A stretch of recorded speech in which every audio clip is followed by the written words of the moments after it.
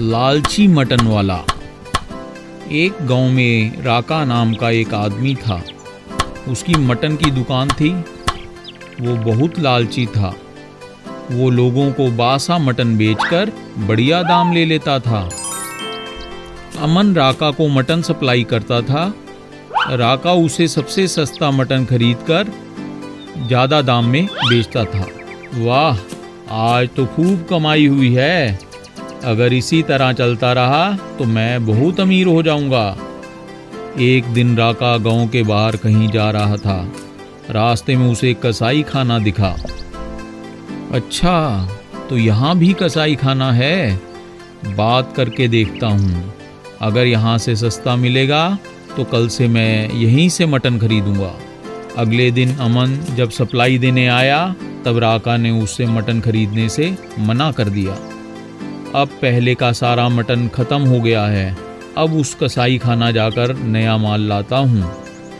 राका उस कसाई खाने में जाता है। वहाँ उसे कोई नहीं दिखता। कोई है यहाँ? अरे कोई है यहाँ? कोई जवाब नहीं आता। यहाँ तो कोई भी नहीं है, पर बहुत सा मटन पड़ा है। इसे उठाकर ले जाऊं? हाँ, ले जाता हूँ। किसी को क्या पता चलेगा। राका वहाँ से थोड़ा मटन उठाकर तेजी से निकल जाता है। अरे वाह, आज तो मज़ा आ गया। बिना कोई खर्च किए कमाई हो जाएगी। अब राका रोज़ दोपहर को फार्म पर जाता और मौका पाकर मटन उठा लेता। इस तरह कई दिन तक जब चोरी होती रही तो कसाई खाने के मालिक ने वहाँ पर नज़र रखनी शुरू की। उसने देखा कि रोज़ दोपहर के समय जब सब खाना खाने जाते हैं तब मटन गायब हो जाता है। अगले दिन कसाई खाने का मालिक दोपहर में वहाँ छुप गया। जब राका वहाँ पहुँचा तब उसने राका को पकड़ लिया। कसाई खाने के मालिक ने राका से कहा, तुमने यहाँ से मटन चुराया है। मैं तुम्हें अभी पुलिस के हवाले कर दूंगा। अरे भाई साहब, मैं तो चोरी नहीं करना चाहता था, पर यहाँ पर कोई था ही नहीं जिससे मैं मटन खरीदता। आप मुझसे अभी अपने मटन के सारे पैसे ले लो, पर पुलिस को मत बुलाओ। ठीक है, मैं तुम्हें माफ़ करता हूँ। आइंदा से कभी भी चोरी मत करना, समझे? राका शर्मिंदा होकर पैसे देकर वहाँ से चला जाता है। एक फल बेचने वाला था। उसका नाम चंदू था। चंदू रोज मंडी से केले लाकर बस स्टॉप पर एक ठेला लगाकर बेचता था। एक दिन रोज की तरह चंदू अपने ठेले पर केले बेच रहा था। तभी एक तोता आकर उसके ठेले पर बैठ गया। उस तोते के मुंह में एक बीज था। तोते ने वो बीज चंदू के आगे रख दिया। अरे, मैं इस बीज का क्या करूँगा? मैं तो केले बेचता हूँ, बीज का क्या करूँगा? तोते महाराज, आप ये बीज किसी किसान को दें। ये बीज कोई मामूली बीज नहीं है। मैं ये बीज बोना चाहता हूँ। इस बीज में से सोने के केले निकलेंगे। केले का पेड़ लगेगा। तो लाओ, मैं लगा देता हूँ इसे अपने आंगन में। चंदू ने तोते की बात पर विश्वास तो नहीं किया, पर वो बीज बो दिया और उसमें रोज पानी डालने लगा। तोता रोज बीज को पौधा बनते हुए देखने आता। एक दिन बीज का एक छोटा सा पौधा बन गया और कुछ ही दिनों में उस पर सोने के सुंदर सुंदर केले लग गए। अब तोता उसी पेड़ पर आकर रहने लगा।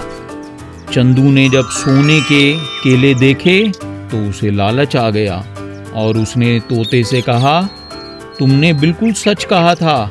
यह तो सच में सोने के केले देने वाला पेड़ निकला। शुक्रिया, पर तुमने ही तो इसकी देखभाल की, तभी तो ये बड़ा हो सका। अब से तुम हर रोज एक केला लेकर जा सकते हो। इससे तुम कभी गरीब नहीं रहोगे। तुम्हारे दिन बदल जाएंगे। अब चंदू रोज उस पेड़ से एक केला तोड़ता और उसे बेचकर खूब पैसा कमाता। पर चंदू के मन में लालच बढ़ने लगा और अब एक केले से ज्यादा केले पाना चाहता था। अगर यह तोता मर जाए तो ये पेड़ मेरा हो जाएगा और फिर सारे सोने के केले मेरे होंगे। इस तोते को रास्ते से हटाना होगा। चंदू ने एक दिन मौका पाकर केलों पर जहर लगा दिया। अब तो बस कुछ ही देर में ये केले मेरे हो जाएंगे। तोता पास ही था, उसने सब सुन लिया। अच्छा, तुम्हें सारे केले चाहिए, लालची कहीं के। तुम्हें ये नहीं पता कि अगर मैं मर गया या कहीं चला गया तो इस पेड़ के सारे केले काले पड़ जाएंगे। ये तो मैं ही हूँ जो तुम्हें सोने के केले दे रहा हूँ। पर अब तुम लालच में पड़ गए हो, अब तो मुझे यहाँ से जाना होगा। तोता वहाँ से उड़ गया और उस पेड़ के सारे केले काले हो गए। अरे, ये मुझसे बहुत बड़ी गलती हो गई। लालची जलेबी वाला। एक गांव में एक जलेबी की दुकान थी। दुकान के मालिक का नाम रमन था। रमन बहुत ही स्वादिष्ट जलेबियां बनाता था। लोग दूर दूर से उसके यहाँ जलेबी खाने आते थे। इस तरह उसकी खूब कमाई होती थी। जैसे जैसे उसकी कमाई बढ़ रही थी, वैसे वैसे उसका लालच बढ़ रहा था। कई बार उसकी जलेबियां खत्म हो जाती थी, लेकिन ग्राहक आते रहते थे। ये काम बहुत अच्छा चल रहा था। काम बहुत बढ़ गया है, मुझे अकेले संभालने में दिक्कत हो रही है। एक दो कारीगर रख लेता हूँ, वो जलेबियां बनाएंगे और मैं पैसे इकट्ठे करूँगा। अब रमन गल्ले पर बैठने लगा। उसने एक छोटा सा चुंबक अपने तराजू के नीचे भी चिपका दिया, जिससे कि कम जलेबियों से भी ज्यादा पैसे मिलें। 1 किलो जलेबी दो भाई। ये लो। बस इतनी सी? ये तो कम लग रही है। कम नहीं है, तुम्हारे सामने ही तोल कर दे रहा हूँ। पूरी है, ले जाओ। इस तरह रमन लोगों को धोखा देकर खूब अमीर हो गया और मोटा लाला बन गया। उसने जलेबियों के साथ साथ समोसे भी बेचने शुरू कर दिए। मिली नाम की एक लड़की उसकी दुकान के आगे से रोज निकलती और वहां रुककर जलेबी की सुगंध लेती। वो गरीब थी, इसलिए कभी जलेबी खरीद नहीं पाती थी, पर वहां खड़े होना उसे अच्छा लगता था। जाओ यहाँ से, क्या करने आती हो यहाँ पर रोज? कभी कुछ खरीदती तो हो नहीं, भागो यहाँ से। एक दिन मिली को कुछ पैसे मिले। मिली खुशी खुशी दुकान पर पहुंची, यह सोचकर कि आज वो जलेबी खाएगी। हाँ लड़की, यहाँ क्यों खड़ी हो? मुझे 10 रुपए की जलेबी दे दो भाई। लाओ 2 10 रुपए और जाओ यहाँ से। ऐसे नहीं दूंगी, पहले जलेबी दो। अरे, ये जो तुम रोज यहाँ पर जलेबी की सुगंध लेती हो, ये तो उसके हैं। अगर खानी भी है तो और पैसे लेकर आओ, समझी? ये सुनकर मिली उदास हो गई। पास ही मिली के मास्टर जी खड़े थे। उन्होंने ये सारी बात सुन ली। अरे, तुम मिली को परेशान क्यों कर रहे हो? इसे जलेबी क्यों नहीं देते? मास्टर जी, आप? साहब, आपको नहीं पता, ये यहाँ पर आके रोज जलेबी की सुगंध लेती है।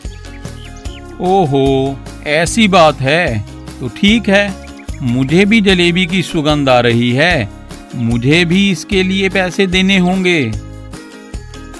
मास्टर जी ने अपनी जेब से 10 रुपए निकाले और उसको हिलाते हुए रमन को उसकी हवा कर दी और बोले, मिल गए तुम्हें 10 रुपए?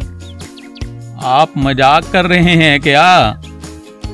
जलेबी की सुगंध के बदले पैसों की हवा, हिसाब बराबर हुआ। क्यों लालची जलेबी वाले? यह सुनकर रमन शर्मिंदा हो गया। लालची व्यक्ति कभी न्याय नहीं कर पाता। सोने का अंडा। राजन एक गरीब किसान था। उसके पास बहुत थोड़ी सी जमीन थी। उस जमीन पर खेती कर अपना घर चलाता था। उसके कोई संतान नहीं थी। राजन का खेत एक तालाब के किनारे था। हर रोज राजन उस तालाब से पानी लाकर अपने पौधों को पानी देता। काश मेरे पास भी थोड़े पैसे होते तो मैं पानी लाने का कुछ इंतज़ाम करता। एक दिन राजन जब तालाब पर पहुंचा तो उसने देखा कि वहां एक बतख किनारे पर खड़ी है। उसके पैर में चोट लगी है। राजन उस बतख को उठाकर अपने घर ले आया। ये आज तुम बत्तख कहाँ से पकड़ कर ले आए? अपना खुद का गुजारा तो होता नहीं, अब ये बत्तख को दाना कहाँ से खिलाएंगे? अरे भगवान, पहले देखो तो उसके पैर में चोट लगी है, जरा मलहम तो लाना। फिर राजन और उसकी पत्नी ने मिलकर बतख की खूब सेवा की। घर में दाल के दाने रखे थे, दोनों ने दाने उसे खिलाए और खुद भूखे सो गए। अगले दिन सुबह जब राजन की पत्नी सोकर उठी तो उसने देखा कि बतख ने सोने का अंडा दिया है। अरे अरे उठो, जल्दी उठो, देखो हमारे घर में तो साक्षात लक्ष्मी जी आई हैं। आओ आओ जल्दी आओ, देखो तो सही क्या हुआ है। क्या हुआ भगवान, क्यों चिल्ला रही हो? अरे ये देखो, जो बत्तख तुम कल लाए थे उसने सोने का अंडा दिया है। भाई वाह, क्या बात है, तुम्हारा बहुत बहुत शुक्रिया बतख। अब तो बतख रोज सुबह एक सोने का अंडा देती। राजन उस अंडे को बाजार में बेच देता और उसे खूब पैसे मिलते। इस तरह वे दिनों दिन अमीर होते चले गए। भगवान, वो पड़ोस का भोला कुछ पैसे मांग रहा है, दे दूं क्या? हाँ हाँ दे दो, पर उससे ब्याज जरूर लेना। इस तरह राजन अब लोगों को ब्याज पर पैसे देने लगा। एक दिन एक बड़ा व्यापारी राजन के पास आया। राजन, तुम मुझे 1 लाख रुपया दे दो, मैं तुम्हें 3 दिन बाद 1.25 लाख रुपए वापस दे दूंगा। क्या क्या कहा? 1.25 लाख? भाई वाह, ओहो, पर मेरे पास इतने पैसे नहीं हैं। चलो कोशिश करता हूँ, तुम कल आना। राजन ने उस दिन घर जाकर अपना सारा धन इकट्ठा किया और इसे गिना। ओहो, ये पैसे तो कम हैं। 25,000 कमाने का मौका हाथ से जाना नहीं चाहिए। क्या करूं? लालच में आकर राजन उस बतख को मार देता है, ये सोचकर कि उसके पेट में से बहुत से अंडे निकलेंगे। पर बतख तो मर जाती है, उसके पेट से कुछ नहीं निकलता। लालच बुरी बला है।